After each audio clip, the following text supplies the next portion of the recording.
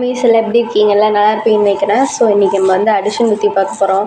So last part என்ன பார்த்துருப்போம்னா, ஜேகேவும் டேவும் கொஞ்சம் வந்து மிங்கிள் ஆகிருப்பாங்க. ஸோ அதுக்கப்புறம் என்னாச்சுன்னு சொல்லிட்டு இந்த பாட்டில் பார்ப்போம். அதுக்கு முன்னாடி லைக் பண்ணுங்கள், சப்ஸ்கிரைப் பண்ணுங்கள், கமெண்ட் பண்ணுங்கள், மீஸ் முடிஞ்ச அளவுக்கு ஷேர் பண்ணி விடுங்க. ஓகேவா? வாங்க வீடியோக்குள்ளே போகலாம். ஸோ காலேஜ் எல்லாம் முடிஞ்சிருது. ஸோ முடிஞ்ச உடனே ஜேகே வந்து கார் எடுக்கலாம் அப்படின்னு சொல்லிட்டு கார்கிட்ட போகிறான். அப்பன்னு பார்த்துட்டு குடுகுடுன்னு ஓடி வரான். ஏய் ஏய் ஏய் எதுக்கு ஸ்ப்ரே பிரேக்கர் போடு, எதுக்குடா இப்படி ஓடி வர, என்ன பிரச்சனை உனக்கு? இல்லை ஜேகே, நீ வீட்டுக்கு தானே போகிற, அதான் நானும் உன் கூடயே வரலான்னு. எதுக்கு? அப்போ தான் நீ நானும் ஒன்றா தான் இருக்கோன்னு எல்லாருக்கும் தெரியணுமா? அதுக்கு தான் இப்படி பேசுகிறியா நீ? ஆஹா, அப்படியெல்லாம் இல்லை, தெரிஞ்சால் தெரியட்டுமே அப்படின்னு சொல்கிறேன். பைத்தியமாடா நீ? இதெல்லாம் ஒன்றும் வேணாம், நீ மூடிட்டு 2 ஸ்ட்ரீட் தள்ளி வா, நான் வேணா அங்கே வந்து பிக்கப் பண்ணிக்கிறேன். நீங்கள்லாம் என்னால் கூப்பிட்டு போக முடியாது. யார் என்ன பார்த்தா என்ன? நீ என்னோட ஹஸ்பண்ட். ஸோ உன் கூட நான் வரதில்ல, என்ன தப்பு இருக்குது? எதுக்கு இப்படிலாம் பேசுகிற? இந்த பாரு, நீ ஓவராக அட்வான்டேஜ் எடுத்துக்கிறட்டே. உன்ட்ட எத்தனை தாட்டி சொன்னாலும் உனக்கு புரியவே மாட்டேங்குது. சின்ன பிள்ளைக்கு சொல்கிற மாதிரி சொன்னாலும் உனக்கு அந்த மைண்டில் ஏறாதுல. என்னதான் ஒழுங்காக படித்தாலும் சொல்கிறத ஒரு தாட்டிக்கு மேலே 2வது தாட்டி சொல்ல வைக்கக்கூடாது, புரியுதா? வேலை என்னமோ அதை மட்டும் பாரு. இல்லை நீயே தனியாக பஸ்ஸை பிடிச்சி வீட்டுக்கு வந்து சேரு, நான் போயிட்டே இருக்கேன். சும்மா என்னை டார்ச்சர் பண்ணிகிட்ருக்காத காலையிலேருந்து அப்படின்னு சொல்லிட்டு திட்டி விட்டு போயிடுறான். ஸோ டேக்கு ஒரு மாதிரி மூஞ்சி ஒரு மாதிரி எப்படி சோகமாக அவன் பாடி நடந்து போயிட்டுருக்கான். ஸோ இப்போ ஜேகே கார் வந்து நிற்கிது. என்ன ஓவராக அப்படி சீன் போடுவியே, மூஞ்செல்லாம் ஒரு மாதிரி வச்சுக்கிட்டு? வந்து தொலை, ஏறி உட்கார், வீட்டுக்கு தான் போகிறேன். வீட்டுக்கா? என்னமோ நல்லா திட்டிகிட்டு போனேன், ரொம்ப ஓவராக அட்வான்டேஜில் எடுத்துக்காத, உனக்கு ஒரு தாட்டி சொன்னால் புரியாதான்னு. அப்புறம் என்ன, இப்போ வந்து ஏறுறியா இல்லையா? ஒரே ஒரு வார்த்தை தான், பதில் ஒன்று தான் நீ சொல்லணும், புரியுதா? வரியா இல்லையா? வரேன். என்னது என்ன சொன்ன? புரியல. இல்லை ஜேகே, வரேன் அப்படின்னு சொல்லிட்டு தேவன் வந்து ஏறிக்கிறான். ஸோ 2 பேரும் வீட்டுக்கும் வந்துடுறாங்க. அப்பன்னு பார்த்து வெளியில் செம்ம மழை பெஞ்சிட்ருக்கு. ஸோ உள்ள 2 பேரும் உட்காந்துட்ருக்காங்க. ஸோ ஜேகேக்கா சரி பசி எடுக்குது, ஆனால் டேகிட்ட எப்படி வாயை திறந்து கேட்குறது அப்படின்னு சொல்லிட்டு முழிச்சிட்ருக்கான். என்ன ஜேகே, பசி எடுக்குதா உனக்கு? இதை செஞ்சு தரவா? நான் போகிறேன். உங்ககிட்ட நான் எதுவுமே கேட்கலையே, எனக்கு பசிக்குது அப்படி இப்படின்னு நான் எதுவுமே சொல்லையே. உனக்கு என்ன? நான்லாம் ஒன்றும் பசிக்கல, நான் ஆர்டர் பண்ணிக்கிறேன், எனக்கு வந்துடும், நான் சாப்பிட்டுக்கிறேன். ஜேகே வேணாம், நீ எப்போ பார்த்தாலும் ஆர்டர் பண்ணி தான் சாப்பிட்ற. நீ இன்றைக்கி ஒரு நாள் வீட்டில் சாப்பிடு, இது உடம்புக்கு கெடுதல் ஆகிடும். வேணாம். என்ன, நான் செஞ்சு தரேன். இவ்வளோ மழையில் எப்படி ஆர்டர் வந்து தருவான்னு நீ நினைக்கிற? ரொம்ப லேட் ஆகும், இதுக்குள்ளே பசி எடுத்து உனக்கு வயிறு வலியே வந்துடும். வேணாம். என்ன, நான் செஞ்சு தரேன், ஒரு 2 minutes. வேணான்னு சொன்னால் உனக்கு புரியாதா? நான் தான் ஆர்டர் பண்ணியிருக்கேன்னு சொல்கிறேன்ல, வந்துடும். என்னால் அது வரையும் பசியெல்லாம் தாங்க முடியும். எனக்கு ரூமில் ஒரு வேலை இருக்குது, நான் பார்த்து முடிக்கிறேன்னு நீ ரூம் பக்கமே வரக்கூடாது, புரியுதா?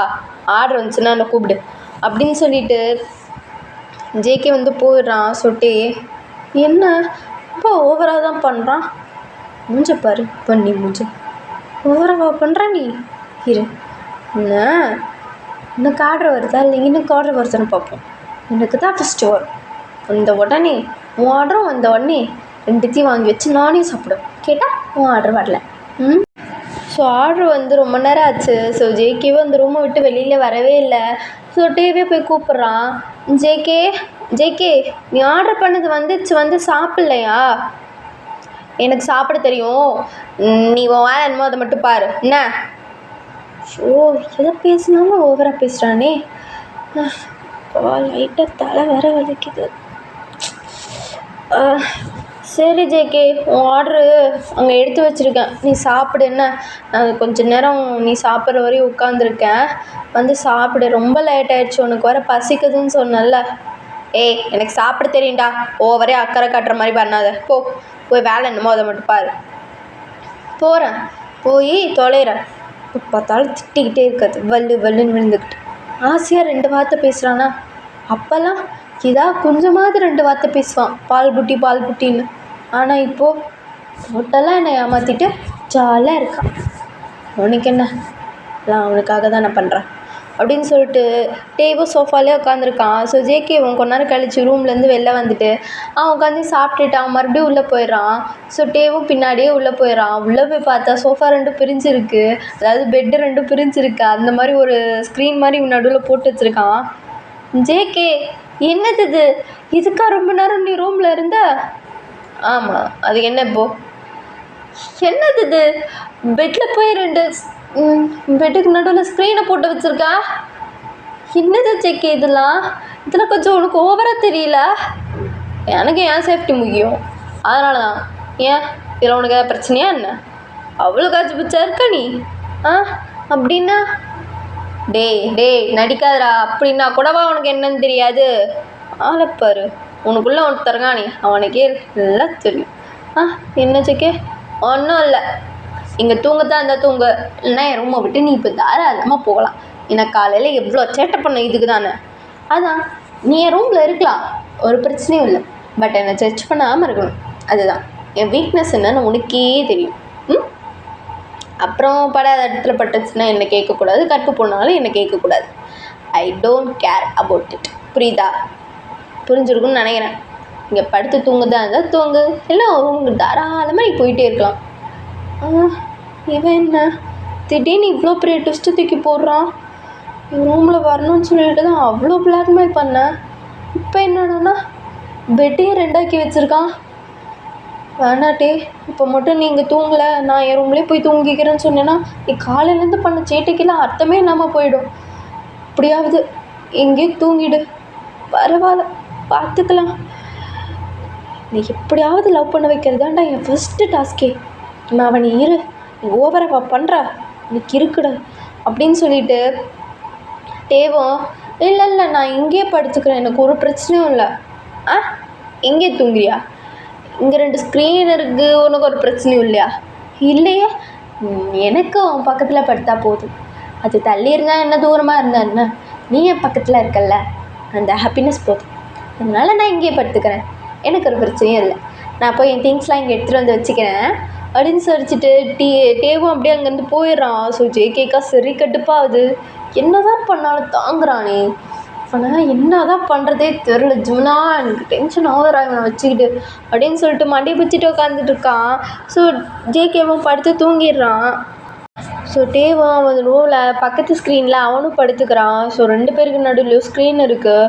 ஸோ டேக்கு ஒரு மாதிரி ரொம்ப கஷ்டமாக இருக்குது, வேணாடா ரொம்ப பண்ணுறானே அப்படின்னு சொல்லிட்டு. இருந்தாலும் அப்படியே அவனோட நிழல் தெரியும்ல அந்த ஸ்க்ரீனுக்கு பின்னாடி. ஸோ அதையே பார்த்துட்டு அப்படியே படுத்துருக்கான்.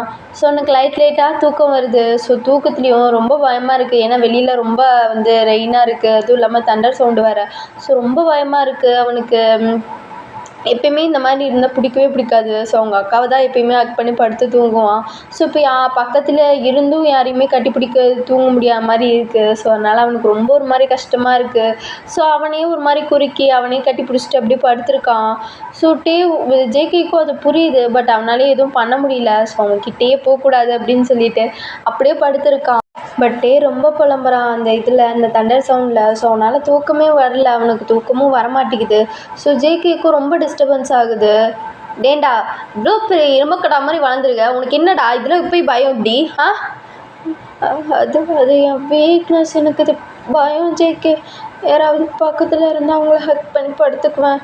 ஆனால் இப்போ நீ பக்கத்தில் இருந்தும் உன் பக்கத்துலேயே வராத மாதிரி இருக்குல்ல, அதுதான் இன்னும் ரொம்ப கஷ்டமாக இருக்குது. நான் புலம்புறது ஏதாவது உனக்கு கஷ்டமாக இருந்துச்சுன்னா சாரி, என்ன கொஞ்ச நேரம் தப்பாக எடுத்துக்காத, எனக்கு ரொம்ப பயமாக இருக்குது அப்படின்னு சொல்லிட்டு குழந்த மாதிரி பேசுகிறான். ஸோ ஜேகேக்கு ஒரு மாதிரி மெல்ட் ஆகிடுது, என்னடா இவன் இப்படி பேசுகிறானே அப்படின்னு சொல்லிட்டு. ஜிமனா ரொம்ப நெஞ்சு நக்கிறானே. என்னடா உனக்கு ரொம்ப பயமாக இருக்கா? ஆமாம். ரொம்பவா? ரொம்ப பயமாக இருக்குது, எனக்கு பிடிக்கல. எது பிடிக்கல? இந்த தண்டர் சவுண்ட் எனக்கு பிடிக்கல.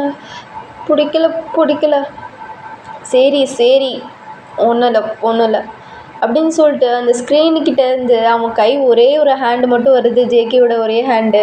ஸோ அதை அப்படியே பார்க்குறான். என்ன பார்க்குற? உனக்காக என்னை மொத்தமாலாம் தர முடியாது, ஒரு கை வேணால் தருவேன், இதை வேணால் பிடிச்சிக்கோ, கொஞ்ச நேரத்துக்கு மட்டும்தான்.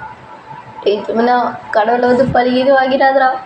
அது குழந்தடா, அது பயப்படுது, என்ன பண்ணுறது புரியுதா? அதனால் என் ஒரு ஹேண்டை மட்டும்தான் என்னால் தர முடியும், ஃபுல்லாலாம் தர முடியாது. ஆனால் அதை பிடிச்சிக்கோ பயம் போகிற வரையும் அப்படின்னு சொல்லிட்டு அந்த ஹேண்டை கொடுக்குறான். ஸோ அதை அப்படியே பார்க்குறான் ஒரு மாதிரிட்டே க்யூட்டாக அப்படியே சிரிக்கிறான். அதை பார்த்துட்டு பரவாயில்ல ஜேகே, உனக்குள்ளேயே ஒரு மனசு இருக்குது. மனசு மாறத்துக்குள்ளே பிடிச்சிக்கோ, எடுத்துட்டானா எனக்கு தெரியாது அப்படின்னு சொல்லிட்டு சொன்ன உடனே அவனும் அந்த கையை ஹேண்டை பிடிச்சிக்கிறான். ஸோ கெட்டியமாக பிடிச்சிட்டு அப்படியே அந்த ஹேண்டை கட்டி பிடிச்சிக்கிறான். அப்படியே டே ஏன்டா இழுக்கிற பாரு, ஓவராக பண்ணுற பாரு, இப்படிலாம் பண்ணேன்னா வச்சுக்கோ ஹேண்டை எடுத்துருவேன். இல்லை இல்லை இல்லை, இப்படி இருக்கட்டும் எனக்கு ரொம்ப பிடிச்சிருக்கு. இது என்ன ரொம்ப பிடிச்சிருக்கு? இப்பெல்லாம் நீ பண்ணுறத பார்த்தா நடிக்கிற மாதிரி இருக்கே, நடிக்கிறியா என்ன? ப்ராமிஸாக நடிக்கலை, எனக்கு ரொம்ப பிடிச்சிருக்கு ஜேகே, அதனால தான். இதே மாதிரி தினைக்கும் ஹேண்டை கொடுப்பியா எனக்கு? ஆசை பாலப்பாரு, பயப்படுறேன்னு சொல்லி கொடுத்தா என்னடா ஓவர் அட்வான்டேஜ் எடுத்துக்கிற? ஷோ நீ என்ன வேணால் என்னை தொட்டு திட்டு சொல்லி, ஆனால் அந்த அட்வான்டேஜ் எடுத்துக்கிறேன்னு மட்டும் சொல்லாத, எனக்கு ரொம்ப கஷ்டமாக இருக்குது. ஏன்னா அது எவ்வளோ ஹர்ட் ஆகும்னு சொல்லிட்டு எனக்கு நல்லா தெரியும். அந்த வேர்த்தையை மட்டும் சொல்லி எதில் இருக்கவங்கள கஷ்டப்படுத்தாத ஜேகே. சரி எதுவும் சொல்லலை, ஏதோ சொன்னாலே அப்படியே வசனம் பேச ஆரம்பிச்சிருவானே அப்படின்னு சொல்லிட்டு ஜேகேவும் அப்படியே அவன் ஹேண்டை கொடுத்துட்டே படுத்துருக்கான். சுட்டேவும் கொஞ்சம் அப்படியே தூங்கிடுறான். ஸோ ஜேகேக்கும் தூக்கமே வரல, டேவன் ஹேண்டை பிடிச்சிருக்கிறதுனால ஒரு மாதிரி இருக்குது. ஸோ படுத்துக்கிட்டே அப்படியே ட்ரிங்க்ஸ் பண்ணிகிட்ருக்கான். ஸோ அவனுக்கு தூக்கமே வரல. ஸோ அப்படியே குடிச்சிக்கிட்டே அந்த மேலே இருக்க ஃப்ளோரை பார்த்துக்கிட்டே படுத்துருக்கான் ஜிம்மினை நினச்சி. ஸோ அப்பான்னு பார்த்து வித்தியாசமான ஒரு சவுண்டு, என்னது பக்கத்தில் வித்தியாசமாக சவுண்டு வருது, அப்புறம் கிட்ட வந்து பொறுத்த மாதிரி இருக்கே அப்படின்னு சொல்லிட்டு கீழே பார்த்தா நல்லா கட்டி பிடிச்சி தூங்கிட்டு இருக்கான். டேய் எச்சப்பொறுக்கி, உன்னை பயப்படுறேன்னு சொல்லிட்டு ஒரு ஹேண்டை கொடுத்தா என்னடா ஃபுல்லாக கட்டி பிடிச்சி தூங்கிட்டு இருக்கா இவனை அப்படின்னு சொல்லிட்டு பிடிச்சி தள்ளி விட ட்ரை பண்ணுறான். பட் முடியல, அவன் நல்லா காலை கையை போட்டு படுத்து தூங்கிட்டு இருக்கான். டேய் எச்சக்காலை என்னடா பண்ணுற? ஐயோ 6 months இதை பம்ப் ஆகிடுவோன்னு பயமாக இருக்கே. டேய் உள்ளுங்க மரியாதையே எந்திச்சிடு, நான் மனுஷனாகவே இருக்க மாட்டேன்டா. ஆண்டா இவன் பொறுக்கி மாதிரி கத்திக்கிட்டு இருக்கான். டேய் ஒரு மனுஷன் நிம்மதியாக தூங்கணும் மாட்டியாடா? நான் தூங்குறதே நிம்மதியாக நைட்டில் மட்டும்தான், அப்போ மட்டும்தான் வெளியிலேயே வருவேன். சும்மாவே இல்லாமல் சும்மா நொயின்னு கத்திக்கிட்டு உனக்கு என்னடா பிரச்சனை? ஏய் யாரா நீ? வியா? ஆமாம், அதுக்கு என்ன இப்போ ஏன்டா நொயின்னு கத்திக்கிட்டு இருக்க? தூங்க விட்றா, தூங்க விட்றா. என்னடா நடுவில் ஏதோ ஸ்க்ரீனை வச்சுருக்க, என்னடா கிரிஞ்சு பண்ணிகிட்டு இருக்கீங்க 2 பேரும் சேர்ந்து? அப்படியே ஜோடி போடான்னு நினப்பேன் மனசில். ஆச்சி ஆனாமல் சேமாரு, தூக்கம் வருது, தூங்க விட மாட்டேங்கான். டேய் எனக்கு மோசமான ஹேபிட் இருக்குது, அது உனக்கு தெரிஞ்சேன்னு வச்சுக்கோ, நீ பக்கத்துலேயே படுக்க மாட்டேன், மூடிட்டு நான் வந்து போயிடு. தெரியும் சரியான காஜு பிடிச்சவன்னு, சின்னதாக எதாவது பட்டாலே ஒரு மாதிரி அப்படியே காஜாயிடும் உனக்கு தெரியுமே. என்னால் என்ன பண்ணுறது, குளிருது, ஒரு பெட்ஷீட்டை கூட வேலை வைக்க மாட்டேன். அதான் உன்னை அப்படியே கட்டி பிடிச்சி தூங்கிங்களான்னு, வேறு எந்த இன்டென்ஷனும் எனக்கு இல்லை. அந்த டேப்பாய் மாதிரி மூஞ்சி அழிப்பார், உனக்கெல்லாம் அவ்வளோ சீனே இல்லை, மூஞ்சில் வெள்ளையாக இருக்குது தவிர வேறு எதுவுமே இல்லை, முயல் மூஞ்சி அப்படின்னு சொல்லிட்டு அவனும் கட்டி பிடிச்சி தூங்கிக்கிறான். டேய் என்னை பற்றி தெரிஞ்சுன்னு இப்படி பண்ணுற, அப்புறம் உயிருக்கு ஏதாச்சுன்னா எனக்கு தெரியாது சொல்லிட்டேன். உயிருக்கா? என் வானது எதானாலும் எனக்கு பிரச்சனையே இல்லைடா, எனக்கு இது நல்லா கம்ஃபர்டபுளாக இருக்கா, அதான் படுத்து தூங்கலாமேன்ட்டு. நீ கொஞ்சம் ஆடாமல் அசையாமல் இருக்கியா அப்படின்னு சொல்லிட்டு நல்லா காலகையை போட்டு தூங்கிட்டு இருக்கான். ஸோ ஜேகே பனின் மாதிரி தான் போட்டிருப்பான். ஸோ ப்ரீத் விட அந்த மூச்சு காற்று பட ஜேகேக்கு இன்னும் ஒரு மாதிரி ஆகுது. டேய் நான் கண்ட்ரோல் மீறி போகிறேன்னு எனக்கு தெரியுது, வேணாம் என் ஜிம்மனுக்கு நீ என்னை தூக்கம் பண்ண வைக்கிற, வேணாம். ஏய் நான் ஒருத்தான் செத்து போனான்னு நினச்சி இன்னும் பண்ணிட்டு, ஏன்டா என்ன அவனுக்கு பிரச்சனை? கொஞ்ச நேரம் சும்மா இருக்க மாட்டியா என்ன? டே என் ஜிம்மன் பார்க்குறான்டா, எனக்கு அசிங்கமாக இருக்குது, நீ தள்ளி போய் படு. எங்கடா பார்க்குறான்? தோ அங்கே டேபிளில் ஃபோட்டோ வச்சுருக்கிய அவனா, அதை தூக்கி தூர போடு அப்படின்னு சொல்லிட்டு அதை கமத்தி வச்சிடறான். டே என் ஜிம்மன்டா, ஓவராக கிரிஞ்சு பண்ணிகிட்டு இருந்தேன்னு வச்சுக்கோ, அவளை தூக்க வருது, தூக்க விட்றா. நிம்மதியாகவே தூங்க விட மாட்டேங்கிறானுங்க அப்படின்னு சொல்லிட்டு ஜேகேவை திட்டிட்டு அப்படியே அவனும் படுத்துக்கிறான். ஆனால் ஜேகேவால் தான் சுத்தமாக முடியல. ஸோ அவனுக்கு குடிச்சிருக்கனால இன்னும் அப்படியே அவனுக்கு போதை ஏறிக்கிட்டே இருக்கு ஒரு மாதிரி. ஸோ கொஞ்ச நேரம் போக போக வந்து ஜிம்னா தெரிய ஆரம்பிக்கிறான். ஸோ அவன் குடித்தாலே எப்பயுமே அந்த மாதிரி தெரியும்ல கண்ணுக்கு, அதாவது ஜேகே கண்ணுக்கு வந்து வி மாதிரி தெரியும்ல. ஸோ அந்த மாதிரி தெரிய ஆரம்பிக்குது. ஸோ அவனுக்கே தெரியுது கண்ட்ரோல் மாரி போகிறோம் அப்படின்னு சொல்லிட்டு, டேய் தள்ளி போடுறா, டேய் புரிஞ்சுக்கூடா, என்ன தள்ளி போடுறா. முடியாது, என்ன பண்ணுவ, கொஞ்ச நேரம் காலை கை ஆட்டாமல் சும்மா இருடா அப்படின்னு சொல்லிட்டு அவனும் படுத்துக்கிறான். ஸோ அவனோட ப்ரீத் ஒவ்வொன்றும் மேலே படப்பட இன்னும் ஒரு மாதிரி ஆகுது ஜேகேக்கு. ஸோ ஜேகே இவ்வளோ நேரம் தள்ளி விட்டுட்டு இருந்தவன் அவனே போய் சாஃப்டாக ஹக் பண்ணுறான். ஸோ ஜேகே ஒரு மாதிரி பண்ணிகிட்டு இருந்தனால டேவும் ஒரு மாதிரி ஆகிட்ருப்பான்ல. ஸோ அவனுமே ரொம்ப கம்ஃபர்டபுளாக அப்படியே ஹக் பண்ணிக்கிறான். ஸோ அப்படியே ஹக் பண்ணிவிட்டு, ஜிமினா டேய் தன்னால் எங்கடா போனேன், சாஃப்டாக நான் எவ்வளோ மிஸ் பண்ண தெரியுமா, கொட்டப்பலே இந்த ஹக்கை மிஸ் பண்ணி பல வருஷம் ஆன மாதிரி இருக்குடா. எப்படியே இருன்னா என்னை விட்டு போயிடாத, ஐ மிஸ் யூ. உன் ப்ரீத் என் மேலே படும்போதெல்லாம் என் கூட வந்தது ரெண்ட ஞாபகம் வருது. ரொம்ப பேஷியஸான மூமெண்ட்ஸ் இல்லை அதெல்லாம், நினைக்கும் போதே ஒரு மாதிரி அழுகையாக வருது. பட் நீ அழுகக்கூடாதுன்னு சொல்லியிருக்கல, நான் அழுகலை, அழுக மாட்டேன். ஏன்னா என் ஜிம்மன் இல்லை, நீ அல்ல, அழுக மாட்டேன் அப்படின்னு சொல்லிட்டு சாஃப்டாக கட்டி பிடிச்சிக்கிறான். அப்போ ஜேகேக்கு ஒன்று மைண்டில் வருது. ஒன் ஃபைன் டே அந்த நாள் அப்போ தான் தெரிஞ்சு ஜிம்மன் என் மேலே எவ்வளோ ஒரு எவன் கேரோட இருக்கான்ட்டு. அன்றைக்கி ரொம்ப கோவமாக இருந்தேன். எந்த அளவுக்குனா, உன்னை சாவ அடிச்சிடணும், உன்னை கொன்னே போட்டுடணும், நான் ஜெயிலுக்கு போனால் கூட பரவாயில்ல, அந்த மைண்ட் செட்டில் இருந்தேன். அப்போ ஜிம்மன் அங்கே வந்தான். அவ்வளோ கோவத்தோட, அவ்வளோ ஒரு மாதிரி மூஞ்சில் அவ்வளோ வெறி இருந்தது. அந்த வெறியில் சண்டை போட்டுட்ருந்தேன். ஏண்டா டேய், என்ன தைரியம் இருந்தா என் ஜிம்மனியே நீ தப்பாக பேசுவ? அவள் எப்படி போனா, எக்கேடு போனா, உனக்கு என்ன மயிர்கிட வந்துச்சு, உன் வேலை மயிர் என்னமோ அதை பார்த்துட்டு போக மாட்டேன், போக மாட்டேன். இவ்வளோ வெறி ஆகுது உன் மூஞ்சி பார்க்கும்போதுதான் அப்படியே அடித்து ஒட்டைக்கணும் போல் அவ்வளோ கோவம் வருது. டேய் ஜேகே, என்னடா பண்ணிகிட்ருக்க, இங்கே வா. ஜிம்மன் உன்னை யாரா இங்கே வர சொன்னது, வேலைமா அதை பார்த்துட்டு போ. இப்போ நான் இன்னைக்கு கொல்லாமல் விட மாட்டேன். இவ்வளோ தைரியம் இருந்தா காலேஜுக்கு எவனுமே படிக்க வர மாட்டீங்களாடா, அவனை பற்றி தப்பு தப்பாக பேசுறது தான் வருவீங்களா? டே ஜேகே, இன்னொரு தாட்டி நான் சொல்ல வைக்காத, ஒழுங்காக பின்னாடி வந்துரு, இல்லைன்னு வை, அவ்வளோதான். இல்லைடா, இவனை சாவடிக்காமல் விட மாட்டேன். டேய், சொன்னதை கேட்பியா மாட்டியா? கேட்க மாட்டேன். இவனை நீ கொல்லாமல் விட மாட்டேன், நான் சொன்னதை கேட்கவே மாட்டியா நீ அப்படின்னு சொல்லிட்டு ஜிம்மன் பல்லாருன்னு ஒன்று விட்டுருப்பான். ஸோ ஜேகே அப்படியே நின்றுட்டுருக்கான். என்ன சொன்ன கேட்க மாட்டியா, என்ன உனக்கு ஓவர திமிராகி போச்சாடா? உங்களா கொடுக்கா, ஒழுங்கா 2 ஸ்டெப் பேக் போ, போ பின்னாடி போன்னேன்.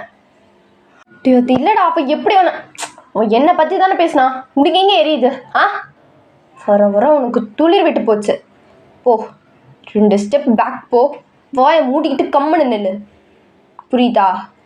கம்முன்னு நெல்லுன்ட்டேன். ஜிம்மன் கம்முன்னு இருன்னு சொல்லிட்டேன். வாய் முடுறா. ஓடிட்டேன். டே, என்னடா உங்களுக்கு ப்ராப்ளம்?